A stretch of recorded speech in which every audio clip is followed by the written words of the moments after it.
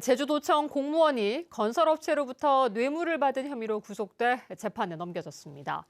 공무원의 집 인테리어 비용을 건설업체가 대신 내줬다는 건데 제주도는 해당 공무원을 직위 해제했습니다. 조인호 기자입니다. 제주시 서부 지역 복합체육관 건설 현장입니다. 재작년 6월 착공됐지만 설계가 변경돼 반년 만에 중단됐고 다음 달에 공사가 재개될 예정입니다. 수영장과 볼링장, 스쿼시장을 갖춘 복합체육관을 짓는 공사 비용은 460억 원. 그런데 공사를 맡은 건설업체와 관리 감독을 맡은 제주도청 5급 공무원 사이에 뇌물수수 혐의가 포착됐습니다. 제주도청 공무원이 집 인테리어 비용 3천여만 원 가운데 1천여만 원만 냈고 2,300만 원은 건설업체 대표와 직원 등 2명이 대신 내줬다는 것입니다. 제주경찰청은 지난 3월 초 제주도청 공무원의 집과 사무실, 건설업체를 압수수색해 휴대전화와 공사 관련 서류 등을 확보했습니다. 경찰 조사에서 제주도청 공무원은 인테리어 비용을 나중에 직접 냈다며 뇌물이 아니라고 주장한 것으로 알려졌습니다. 하지만 경찰은 해당 공무원이 복합체육관 공사의 관리 감독을 맡았던 점을 볼 때 건설업체의 편의를 봐주는 대가로 뇌물을 받은 것으로 보인다며 이달 초 구속했습니다. 제주지방검찰청도 제주도청 공무원을 뇌물수수 혐의로 구속 기소했고 건설업체 대표와 직원 등 2명을 뇌물 공여 혐의로 불구속 기소했습니다. 제주도는 해당 공무원이 구속된 뒤 곧바로 직위 해제했고 재판 결과를 지켜보면서 징계를 결정하겠다고 밝혔습니다. MBC 뉴스 조인호입니다.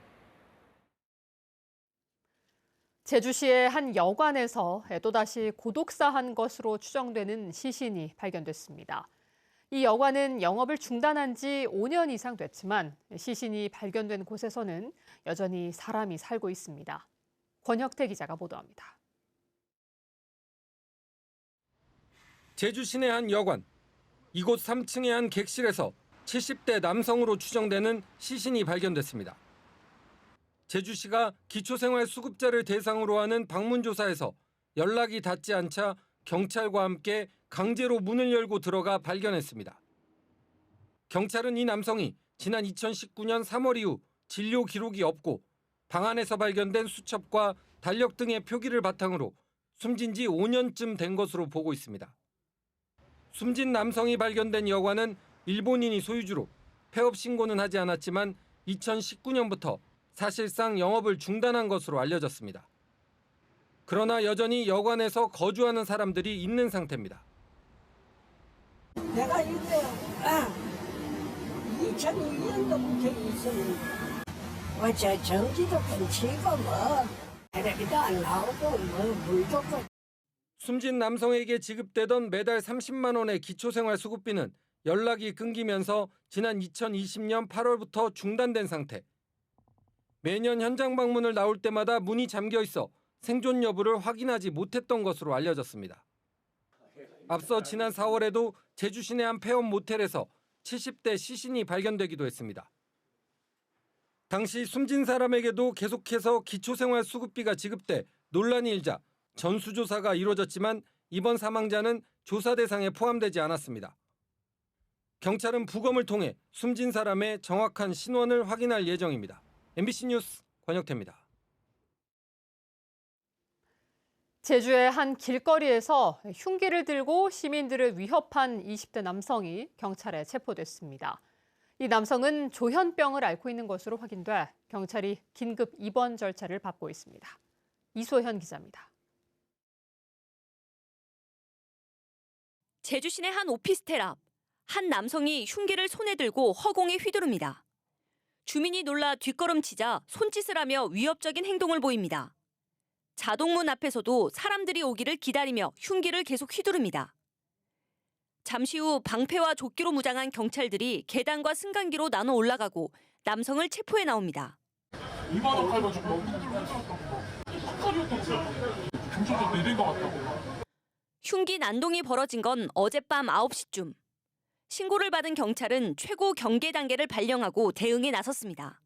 사건이 112에 신고되자마자 관내 2개 지구대에서 가용할 수 있는 순찰차가 모두 출동해 범인을 8분 만에 검거했습니다. 경찰은 흉기 난동을 부린 뒤 자신의 집으로 돌아갔던 남성을 현행범으로 체포했습니다. 당시 책상에는 30cm가 넘는 흉기가 놓여 있었습니다.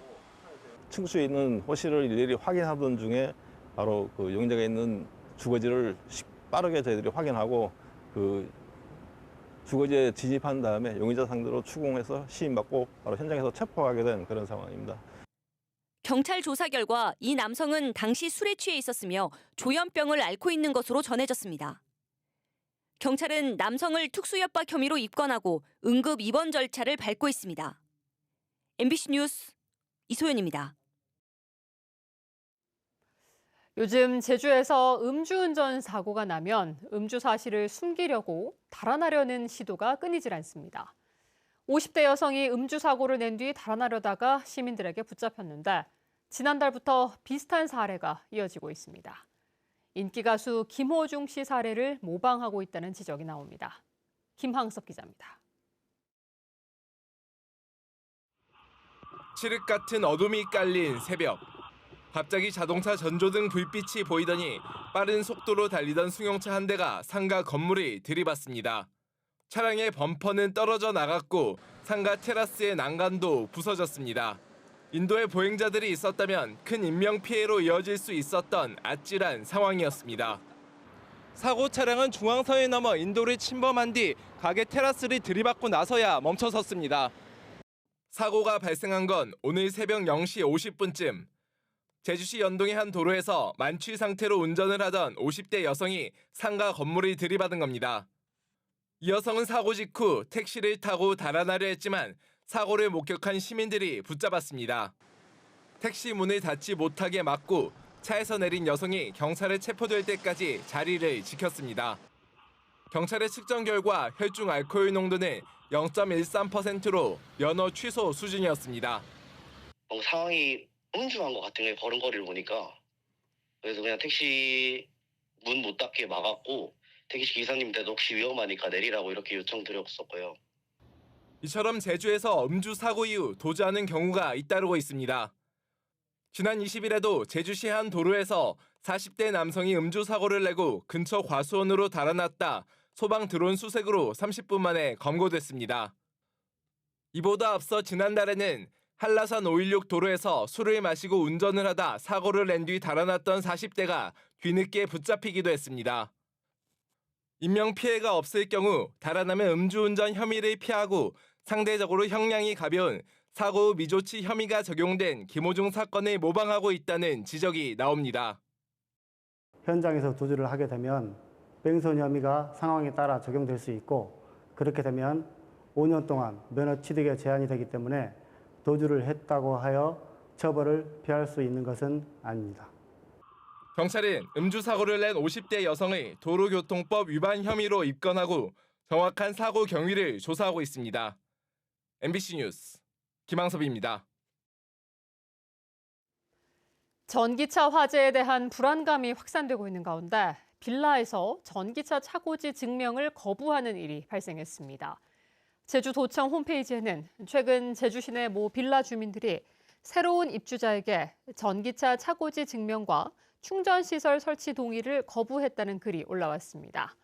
해당 주민은 주민의 과반수가 동의해야 차고지 증명을 할 수 있어 과태료를 물게 됐다며 대책을 요구했습니다. 추석 명절을 맞아 탐나는 전 혜택이 확대됩니다. 제주도는 오는 26일부터 다음 달 22일까지 연 매출액 10억 원 이하의 탐나는 전 가맹점에서 결제할 때 적립 포인트를 7%에서 14%로 2배로 늘리기로 했습니다. 적립 포인트 사용처도 연 매출액 3억 원 이하에서 10억 원 이하 가맹점으로 확대하고 월 적립 한도도 70만 원에서 100만 원으로 높아집니다. 개인형 이동장치 교통사고의 절반 이상이 20살 이하에서 발생한 것으로 나타났습니다. 한국교통안전공단에 따르면 최근 3년 동안 서귀포에서 발생한 개인형 이동장치 교통사고는 모두 19건으로 이 가운데 11건은 운전자가 20살 이하였습니다. 제주도 자치경찰단은 올해 1학기에 학교 7곳에서 안전교육을 했고 2학기에도 교육을 이어갈 예정입니다. JDC가 제주 카로텔을 글로벌 교류 허브 조성 사업 후보지로 선정했습니다. 제주시 원도심 활성화와 국제 자유도시 인프라 조성을 위해 추진되는 글로벌 교류 허브 조성 사업은 3천억 원을 들여 JDC 본사를 비롯해 국제 업무와 문화시설, 복합 상업시설 등을 짓습니다. JDC는 연말까지 사전 타당성 조사 용역을 진행한 뒤 타당성이 있다고 판단되면 내년부터 제주 카로텔 매입을 추진할 계획입니다. 서귀포시 서부 지역에 대형 건물을 지을 때 중수도 시설이 의무화됩니다. 제주도 상하수도 본부는 서귀포시 대정과 색달 하수처리장이 적정 가동률인 80%를 초과함에 따라 하루에 100톤 이상의 하수가 발생하는 건물은 하수의 10% 이상을 재이용할 수 있는 중수도 시설을 의무화했습니다. 도내 하수처리장 8곳 가운데 제주시 지역 3곳은 이미 적정 가동률을 초과해 중수도 시설이 의무화됐습니다. 올해로 10번째를 맞은 제주 생명평화 대행진이 오늘부터 사흘 동안의 일정으로 시작됐습니다. 생명평화 대행진에는 군사기지 반대 범도민 대책위원회와 제2공항 성산읍 반대대책위원회 회원 등 170여 명이 참여해 제주 해군기지에서 성산과 제주시를 거치는 일정으로 치러집니다. 참가자들은 출발 전 기자회견을 열고 도민의 뜻을 무시하는 국책사업은 언제나 고통과 갈등을 남겼다며 평화와 생명이 가득한 제주를 위해 걸어 나가겠다고 밝혔습니다. 1년 동안 중단됐던 제주공항 관제탑 신축 공사가 조만간 재개될 것으로 보입니다. 제주지방항공청은 최근 관제탑 신축 공사 입찰을 공고하고 시공사 선정에 나섰으며 다음 달 업체를 선정해 2026년 말까지 완공하기로 했습니다. 제주공항 기존 관제탑은 내부 기둥 때문에 활주로 일부가 보이지 않아 재작년 2월에 관제탑 신축 공사가 시작됐지만 시공업체의 경영 악화 때문에 지난해 8월 공정률 36%에 중단됐습니다. 제주도 소방안전본부는 추석 전 벌초 기간을 앞두고 안전사고 주의보를 발령했습니다. 최근 5년 동안 제주에서 발생한 벌초 안전사고는 173건으로 1명이 숨지고 172명이 다쳤으며 사고 발생 시기는 추석 전인 8월에서 9월 사이가 85%를 차지했습니다. 사고 원인은 예초기 등 농기계에 의한 사고가 38%로 가장 많았고 무리한 작업 등 신체적 요인이 35%로 뒤를 이었습니다. 제주와 중국 대학생이 직접 발굴한 찐 제주 여행 프로젝트가 시작됐습니다. 제주도와 제주관광공사가 공모한 프로젝트에는 중국 5개 팀 9명과 제주 5개 팀 13명이 선정됐는데 3박 4일 동안 제주 여행을 하며 문화 교류를 통해 제주에 대한 관심을 높이게 됩니다. 뉴스데스크 제주였습니다. 고맙습니다.